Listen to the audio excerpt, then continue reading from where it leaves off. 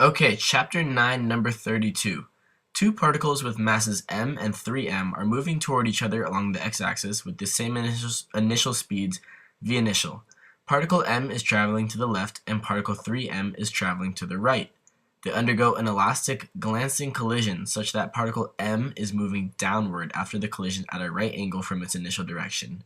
Part A, find the final speeds of the two particles, and Part B, what is the angle theta at which the particle 3m is scattered? Okay, so number 32.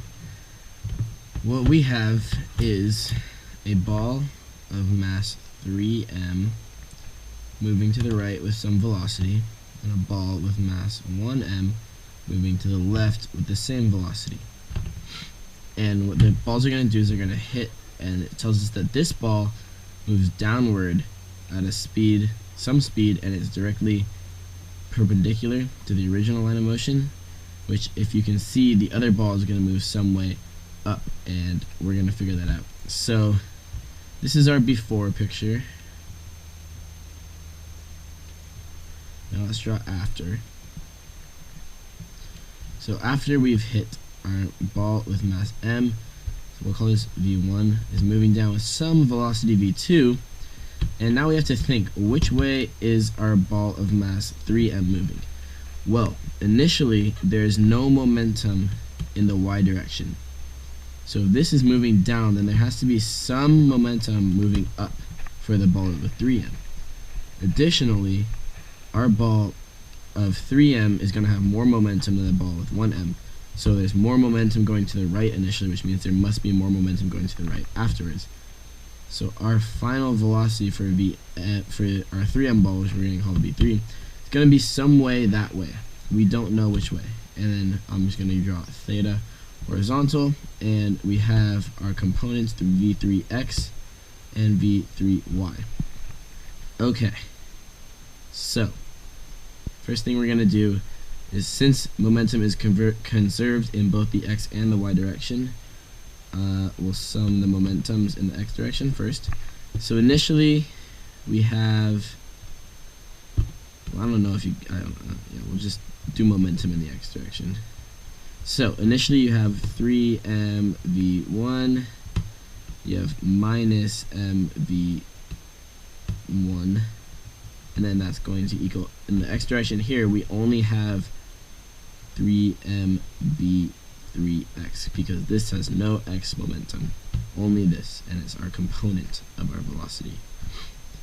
Momentum in the y direction is going to be 0 equals m v2. I'll define this as positive x and this as positive y, so that's negative mv2 plus 3m v3y. Okay, so we have a few unknowns. We don't need to know m, because if you can see, the m's are going to cancel in every equation. But we don't know v1, we don't know v2, and we don't know v3. Well, actually, they tell us some velocity v1. So we do know v1, but we need to try to find v3 and v2. And actually, it's split into components v3x and v3y, so we have three things to solve for here. So let's begin. I'm going to first cross out the m's because mass is insignificant in this problem. So in the x direction, if you take this equation here, you get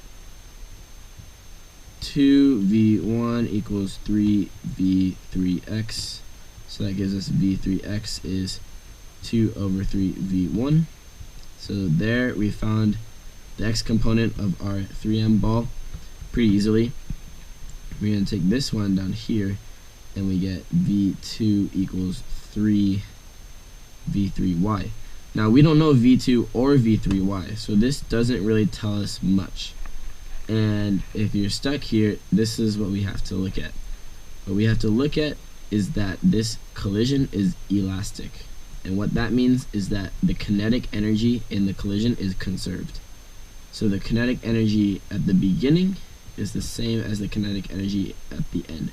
And this is only true for elastic collisions, not inelastic collisions. So let's do this out. Well, initially we have m1 or 1/2 3m v1 squared plus 1/2 m v1 squared. At the end we have 1/2 3m v3 squared. If you look at this triangle using Pythagorean theorem, we notice v3x squared plus v3y squared. Why are we doing that? Well, because we have v3y here, we have v3x here. We don't want to add another new variable. We want to keep it in these variables so that we can isolate them and get them by themselves. So we have v3x squared plus v3y squared plus 1/2 m v2 squared. Okay, get rid of these 1/2s because they're the same. Get rid of these m's because they're the same. And we're left on this side with 4, I'll just skip a step. 4v1 squared equals 3v3x squared plus 3v3y squared plus v2 squared. Okay, the good thing about this is we're trying to get v3y or v2 in terms of v1. And we already have v3x in terms of v1. And we have v2 in terms of v3y. So we're going to plug those in.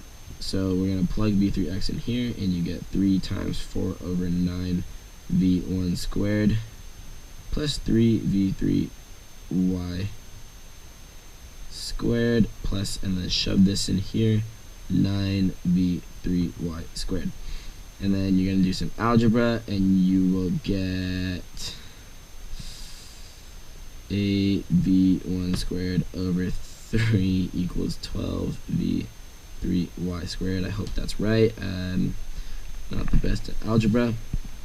And then you do some more algebra, and you get v3y equals 2 root 2 over 6 v1, aka root 2 over 3 v1. So v3y is that. And it also tells us that v2 is, shove that in here, root 2 v1. Okay, so we found the components of our 3m velocity, and we found our v2 velocity. So I'm going to erase all of this, clean it up a little bit. I'll just move that up here. v3y is, okay, move that up here.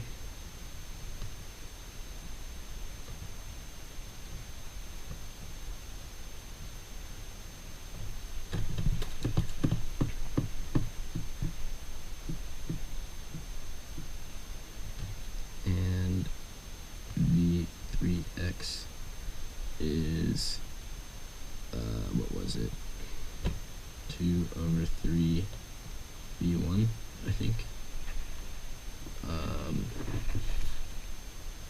Yeah, okay. So we found everything in terms of our initial velocity, which we were supposed to do, and they want final speed. So if you remember, speed is scalar, velocity is vector, speed is scalar. So for the scalar of our v2, it's only going in one direction. So the scalar value of v2 is just going to be square root 2v, because our initial velocity is v. For this one, it's going to be a little different. The magnitude of v3, we have two components, so you have to square root the square of them both, 2 over 3v squared plus root 2 over 3. There should be a v squared. 4 over 9v plus 2 over 9v makes 6 over 9v squared, which gives us root 6 over 3v. And lastly, they want part B this angle that the particle is scattered at. It's going up and to the right, and we know that tangent theta is v3y over v3x. So theta is tangent -1. I'm just gonna square root 2 over 2. So theta is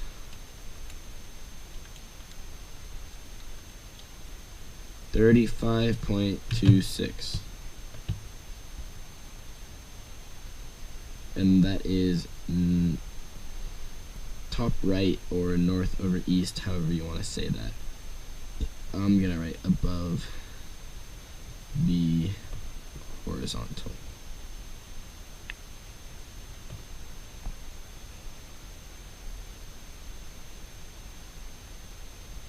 And there you go. So the key to this problem was the fact that energy is conserved because it's an elastic collision.